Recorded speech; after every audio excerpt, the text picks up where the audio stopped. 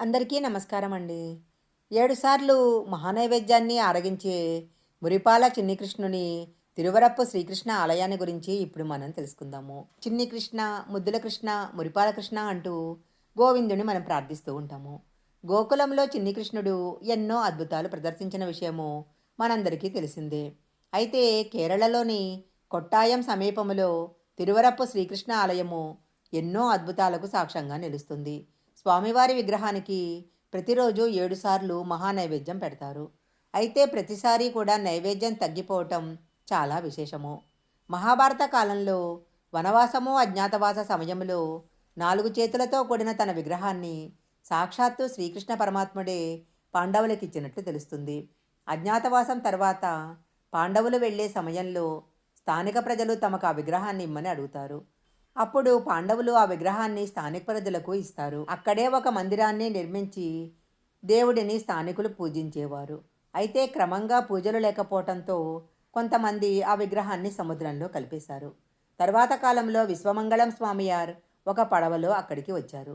ఒక ప్రాంతంలో పడవ ముందుకు సాగకపోవటంతో ఆయన వెంటనే సముద్రంలో దూకుతాడు. అడుగు భాగాన శ్రీకృష్ణ విగ్రహం కనిపించటంతో దానిని తీసుకుని పడవను చేరుకుంటాడు.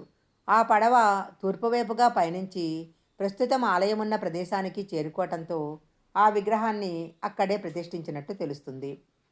ప్రతిరోజు రాత్రిపూట ఏకాంత సేవ తరువాత ఆలయాన్ని మూసివేస్తారు. తరువాత కొన్ని నిమిషాల్లోనే మళ్ళీ ఆలయాన్ని తెరుస్తారు. ఈ సందర్భంగా తాళం గనక ఒకవేళ రాకపోతే దానిని విరగ్గొట్టడానికి గొడ్డలి పట్టుకొని కూడా నిలబడి ఉంటారు. గ్రహణ సమయాల్లో కూడా ఈ ఆలయాన్ని ఎప్పుడూ మూసేయరు. గతంలో ఒకసారి మూసివేస్తే స్వామివారు ఆకలితో బాధపడి నడుము చుట్టూ కట్టిన ఆభరణం వదిలైంది. దీంతో గ్రహణ సమయంలో కూడా ఈ ఆలయాన్ని మూసేయరు. రోజుకు 7 సార్లు స్వామికి నైవేద్యాన్ని సమర్పిస్తారు. ఈ నైవేద్యము రుచికరంగా ఉంటుంది. భక్తులందరూ నైవేద్యాన్ని స్వీకరించాలని భగవంతుని అభీష్టము. అందుకే ప్రసాదం ఇంకెవరికైనా అందిందా లేదా అని పూజారులు అడుగుతుంటారు. కంసవద సందర్భంగా ప్రత్యేకమైన డంకాను కృష్ణుడు మోగించాడని తెలుస్తుంది. ఆ డంకా ఇప్పటికీ కూడా ఇక్కడే ఉంది. ఆలయ ప్రాంగణంలో గణపతి, భూతనాథ, శివుడు, భగవతి, సుబ్రహ్మణ్యేశ్వర స్వామి మొదలైన దేవతల యొక్క ఆలయాలు ఉన్నాయి. పూరం ఉత్సవాల సందర్భంగా ఏనుగులతో పెద్ద ప్రదర్శన ఉంటుంది. 10 ఏళ్లలోపు చిన్నారులు బాలకృష్ణుల అలంకారంలో ఆలయంలో తిరుగుతూ ఉంటారు. ఈ ఆలయానికి చేరుకోవాలంటే కొట్టాయంకు రోడ్డు, రైల్వే మార్గాలు ఉన్నాయి. కొచ్చిన్ విమానాశ్రయాన్ని నుంచి ఈ ఆలయాన్ని చేరుకోవచ్చు.